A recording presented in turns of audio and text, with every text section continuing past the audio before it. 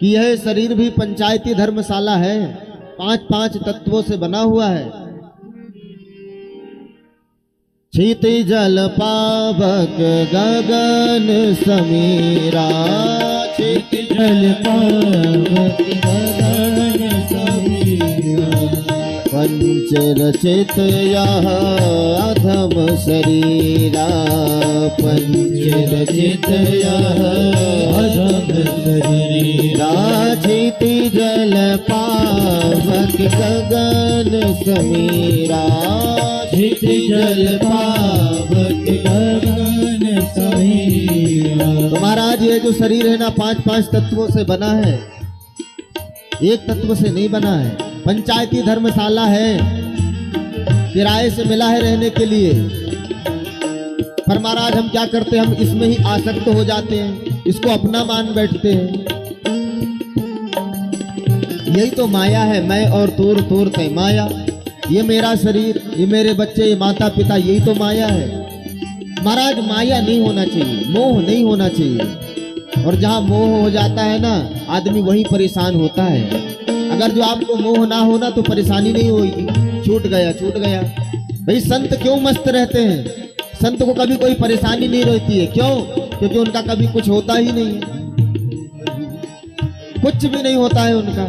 न रहने के लिए घर है, न चढ़ने के लिए गाड़ी है, 2 जोड़ी कपड़ा, बस संत भ्रमण करते रहे इसलिए सदैव मस्त रहते हैं। पर हम आसक्त रहते हैं इसलिए सदैव परेशान रहते हैं। संसार को अपना मान के बैठे इसलिए सदैव परेशान रहते हैं। तो महाराज ये संसार किसी का नहीं है, सरकते रहता है, ये खसकते रहता है, आवागमन लगा रहता है। इस शरीर से हम मोह कर लेते हैं महाराज।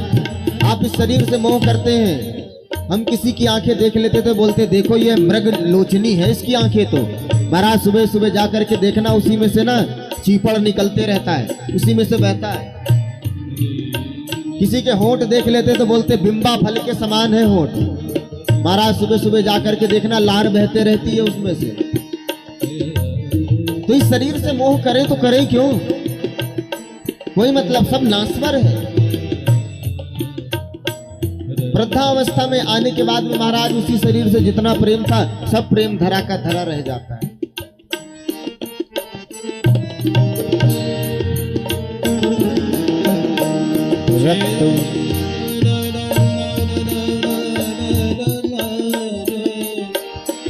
महाराज यह जो शरीर है ना ये बना काहे से है? तो जिस प्रकार से मकान बनता है आपने देखे होंगे ना, नींव रखते हैं, पत्थर रख दिए, मसाला बिछा दिए, उसके ऊपर ईंट रख दिया, फिर मसाला बिछा दिया, फिर ईंट रख दिया, दीवार खड़ी हो गई, प्लास्टर कर दिया बढ़िया।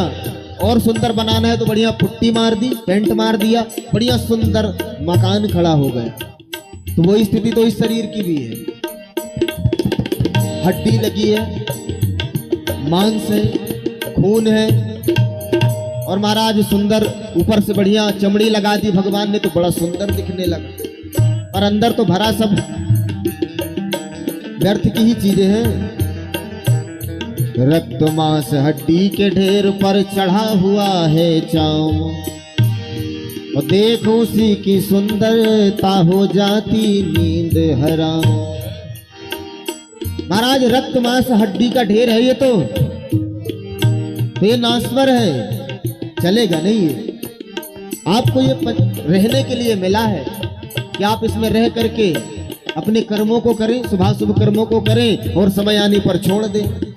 पर हम क्या करते हैं महाराज, जब जाने का समय आता है ना तो इसको छोड़ने की इच्छा ही नहीं होती है।